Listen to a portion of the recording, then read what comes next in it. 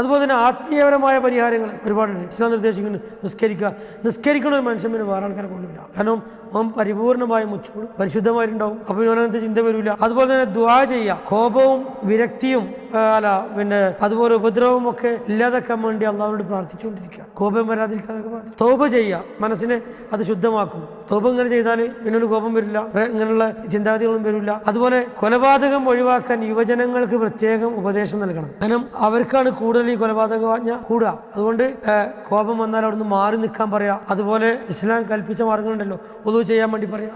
വാക്കുകൾ കൊണ്ട് ഉപദ്രവിക്കുന്നവരെ, ഇത് വളരെ വലിയ പോയിന്റ് ആട്ടോ, വാക്കുകൾ കൊണ്ട് ഉപദ്രവിക്കുന്നവരെ അവഗണിച്ച് കളയാം ആണ് ചെയ്യേണ്ടത്. അത്തരം വാക്കുകൾ വരുമ്പോൾ മിണ്ടാതൊക്കെ അങ്ങനെ ആകുമ്പോൾ പിന്നെ പരസ്പരം അങ്ങോട്ടും ഇങ്ങോട്ടും ആ അടിപിടിയും കത്തിക്കുത്തൊന്നും ഉണ്ടാവില്ല. അതുപോലെ തന്നെ മദ്യവും മയക്കുമരുന്നും നാശത്തിന്റെ വഴികളാണ്. മൊബൈല്, അതുപോലെ തന്നെ സോഷ്യൽ മീഡിയയിലെ എല്ലാ മാർഗങ്ങളും, ദുഷിച്ച മാർഗങ്ങൾ ഉണ്ടെങ്കിൽ അതൊക്കെ ഒഴിവാക്കേണ്ടതുണ്ട്. അത് ഉണ്ടെങ്കിൽ ഇങ്ങനെയുള്ള കൊലപാതക വരാൻ സാധ്യതയുണ്ട്. ഇനി നമ്മൾ ഇങ്ങനെയുള്ള കാര്യങ്ങൾ ചെയ്യുന്നതിന് മുമ്പ് ഇപ്പോൾ ദേഷ്യം പിടിക്കുക, അതുപോലെ തന്നെ കൊലപാതക വാജ്ഞ വരിക, അപ്പോൾ ആലോചിച്ചുകൊണ്ടിരിക്കുക, മാറിക്കാൻ ചിന്തിച്ചുകൊണ്ടിരിക്കുക. ഒരു നിമിഷം കാത്തിക്കുന്നതിന് പകരം 2 നിമിഷം കാത്തിക്കുക, എന്തെങ്കിലും പ്രതികരിക്കാൻ സാവകാശം പ്രതികരിക്കുന്ന അവസ്ഥ ഉണ്ടാകുക. അപ്പോൾ കൊലപാതകം എന്നുള്ളത് ഒരു നിയമലംഘനം മാത്രമല്ല,